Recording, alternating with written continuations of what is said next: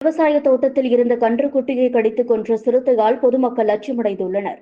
கோவை மாவட்டம் பொள்ளாச்சி அருகே உள்ள ஜமீன் ஆதியூர் அரண்மனைக்காடு தோட்டத்தில் வசித்து வருபவர் பாலசுப்ரமணியம். இவர் விவசாயம் செய்து தோட்டத்தில் வசித்து வருகிறார்.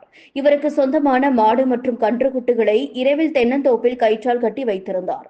காலையில் எழுந்து பார்த்தபோது அதில் கன்றுக்குட்டி வயிற்றுப் பகுதி குதறிய நிலையில் இருந்து கிடந்தது. மேலும் அருகில் இருந்து கிடந்த கன்றுக்குட்டி அருகே சிரத்தை கால் தடம் இருந்தது. இதனால் அதிர்ச்சி அடைந்த பாலசுப்ரமணியம் அருகில் உள்ள தோட்டத்தில் வசிப்பவர்களுக்கு தகவல் கொடுத்தார்.